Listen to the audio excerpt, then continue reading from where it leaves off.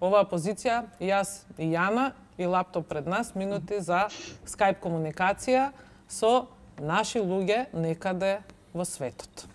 Да, почитувани, и на наше огромно задоволство денеска преку скајп врска ќе поразговараме, односно направивме мала промена во рубриката, овој пат ќе биде успешни македонци низ светот.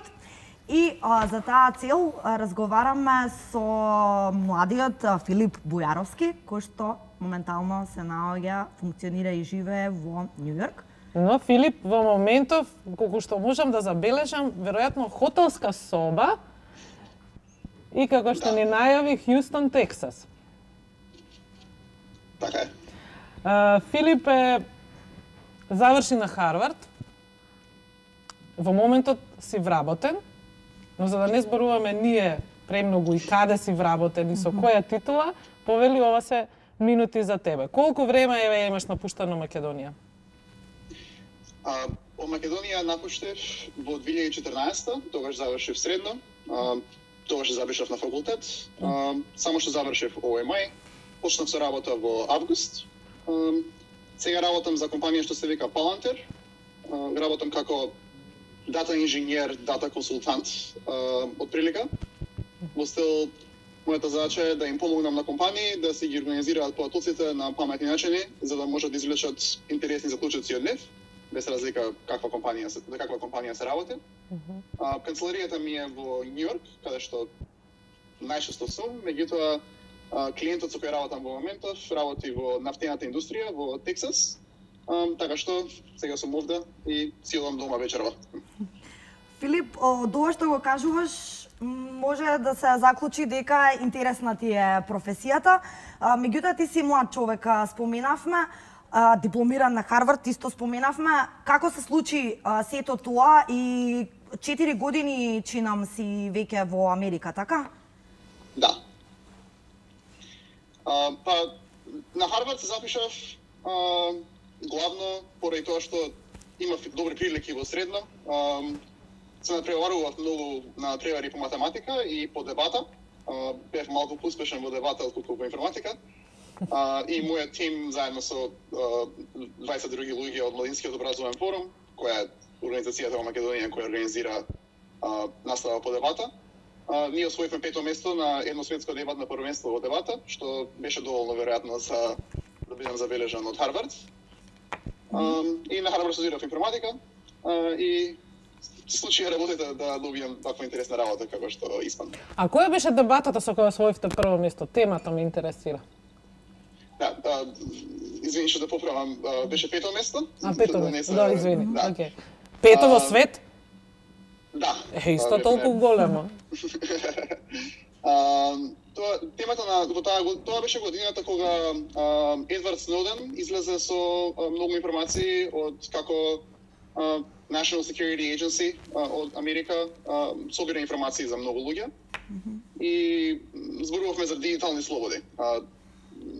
Дебатата специфично беше за тоа дали универзитетите кои се финансирани од владата на било каков начин треба да ги направат достапни сите материјали што ги имаат и сите предавања што ги имаат за сите луѓе, без разлика дали се во моментот на универзитетот или не. Доаѓаш ли често во Македонија? Во последните 4 години пробував да дојдам секој распуст и успеав. Последен пат бев минатата зима. Имав некои проблеми во врска со не проблеми, туку одложување во врска со добивање на работна дозвола. Ова лето, така што не можев да се приберам, меѓутоа се надевам за неколку месеци зимава. Јас очекувам дека во оваа наша рубрика веројатно нема да бидеш ни првиот ни последен македонец кој што еве во моментов барем живее и работи во Њу Јорк, но на тие кои што го немале тоа искуство, прашање за тие кои го немале тоа искуство, прашањето е како е да си македонец во Њу Јорк. Големото јаболко, да. Да, вистина е, мислам, огромно и не знам, многу сензации од еднаш цело време, многу луѓе. Мене тоа искрено не ми се допаѓа најмногу. Њу Јорк не ми е омилен град во Америка. Меѓутоа има толку многу култура, толку многу интересна храна од различни држави. Њу Јорк е градот со, мислам дека најмногу јазици од било кој град во светот, така да цело време запознавам луѓе од различни од различни позадини и различни мислења и многу интересно, забавно и брзо. Јас само живеам таму само 2 месеци. Од тие 2 месеци голем дел патував во Хјустон.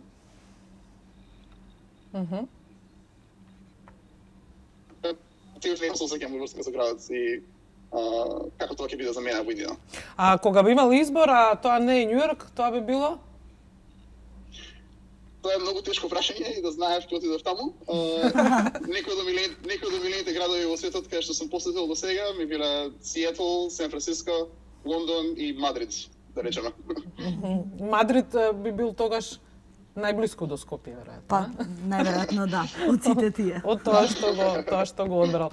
Многу си млад и веројатно многу успешен во својата кариера. Ако ти е желба тоа да биде европско тло во перспектива, нели? Кога е работата во прашање, еве, во најмала рака можеме тоа да ти посакаме. Да доеш поблиску.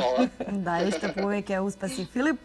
Ти благодариме многу што не удостои со овој разговор. Ни беше задоволство да има вакви млади и успешни што повеќе лица и за жал не во Македонија, но секако секој си ја бара среќата на свој начин, така што... Да, тоа беше Филип Бојаровски, IT инженер, харвардовец, секоја среќа во животот, Филип. Фала ви многу.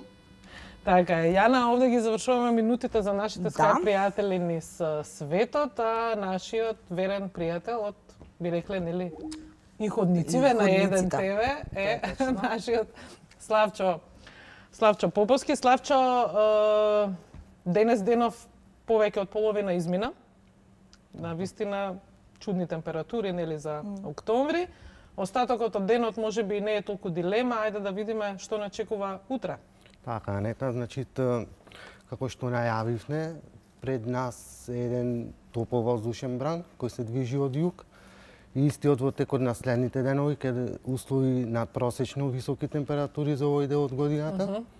Истите ќе се искачуваат во интервалот од 22 до 27 степени, додека времето ќе биде претежно сончево, како што е и во текот на денешниот ден, но повремено ќе има и умерена облачност, а додека за време на викендот, особено во недела и во понеделник, може да очекуваме и локална појава на нестабилност. Тоа значи краткотраен пороен дожд и грмежи. Но повторно топло. Но повторно топло, значи некое заладување, барем за сега нема. А и најновите анализи укажуваат на тоа дека првата половина од овој месец ќе ја поминеме во знакот на релативно топло време за овој дел од годината. Знаеш ли, Јана, што значи ова? Барем за овој викенд, во најмала рака. Што? Па сите што не стигнале зимница да направат, може да ја направат овој викенд. Значи, одлична прилика. Нема дожд, нема ветер, пријатно време. Идеално за зимница. Како дојде овде да ја кажуваш временската прогноза, освен што е топло, друго нема. Да. Може ни го донесе доброто време, како и да е. Славчо, ти благодарам. Благодарам. Утре се гледаш повторно со претпоставам Јадранка Костова како домаќин на денот. Кога уште еднаш можеме да ја повториме прогнозата за овој викенд и сите кои што имате големи планови, јас се претпоставам за некаде надвор под отворено небо, еве, слободно можете да го испланирате викендот така. Следува Маја. Следува Маја готви, да. Не ни кажа повторно што ќе готви денес. Ќе биде изненадување за гледачите. Еве, пилешко ми кажа. Пилешко. Одлично, едно од моите омилени јадења, така што да проследиме. Ќе гледаме со внимание. Маја готви, па се враќаме назад.